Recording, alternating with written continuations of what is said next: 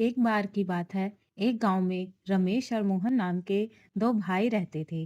बड़े भाई का नाम रमेश तथा छोटे भाई का नाम मोहन था। रमेश की शादी हो चुकी थी। उसकी पत्नी का नाम हेमा था। हेमा बहुत ही कुटिल स्वभाव की थी। वह हमेशा अपने पति से मोहन की बुराई करती रहती थी। लेकिन मोहन बहुत ही अच्छे स्वभाव का था। वह हमेशा जरूरतमंद लोगों की मदद करता था। वह जंगल में रहने वाले एक साधु को रोज फल व सब्जियां देने जाता था। एक बार की बात है। गांव में कई महीने तक बारिश न होने के कारण खेतों में सूखा पड़ जाता है, जिसके कारण खेतों में कोई फसल नहीं हो पाती है। फसल न होने के कारण उनके घर में अनाज की तंगी हो जाती है। एक दिन रमेश की पत्नी रमेश से कहती है, हमारे पास अब अधिक अनाज नहीं बचा है। जो था वो खत्म हो चुका है। इतना ही अनाज बचा हुआ है। इतने अनाज में हम तीनों का गुजारा कैसे होगा? दूसरी फसल तैयार होने में अभी कई महीने लग जाएंगे।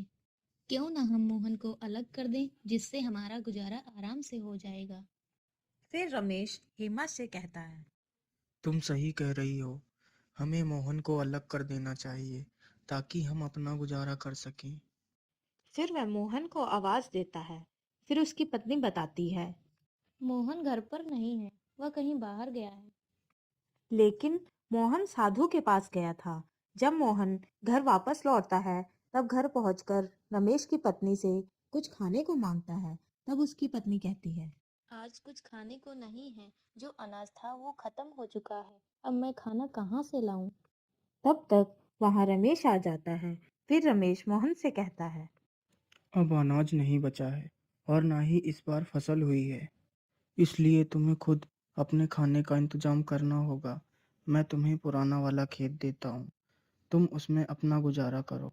और यह घर भी मैंने बनवाया है, इसलिए तुम यहाँ नहीं रह सकते। रमेश की ये सारी बातें सुनकर मोहन बहुत दुखी हो जाता है और वहां से चला जाता है।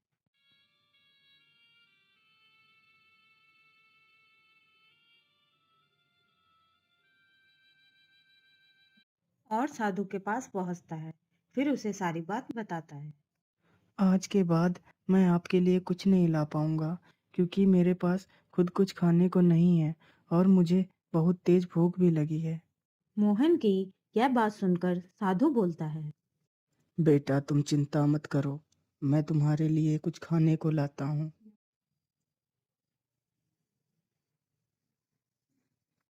फिर साधु उसे कुछ खाने को देता है और मोहन खाना खा लेता है। फिर साधु उसे एक जादुई घड़ा देता है और कहता है, बेटा, ये घड़ा लो।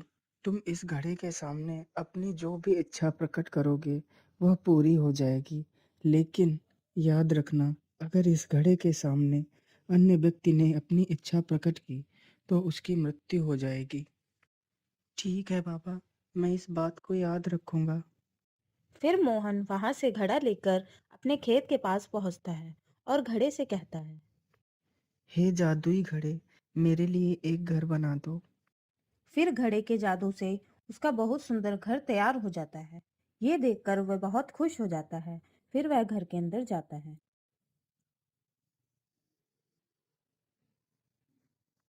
फिर रात को मोहन घड़े से कहता है, हे जादुई घड़े, मुझे बहुत तेज भूख लगी है, मुझे कुछ खाने को दे दो।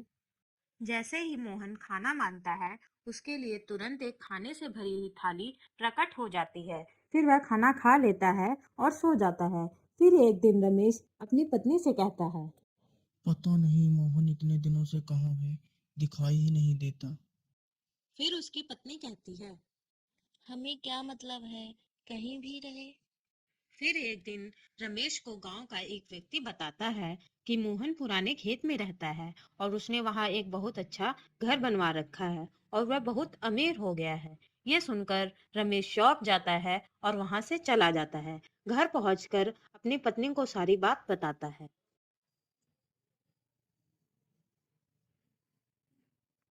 फिर रमेश की पत्नी उसे कहती है, ये कैसे हो सकता है? इतनी जल्दी वो अमीर कैसे हो सकता है? अभी कुछ दिन पहले हमने उसे अलग किया था।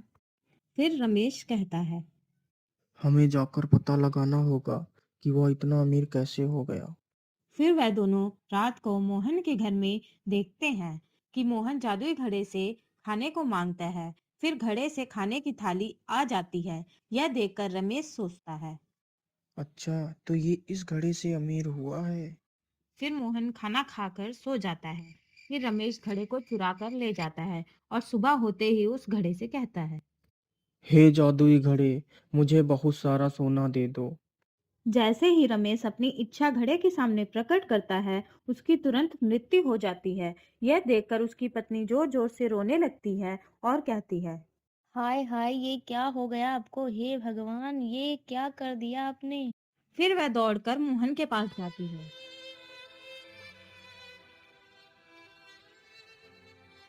मोहन, ओ मोहन, सुनो।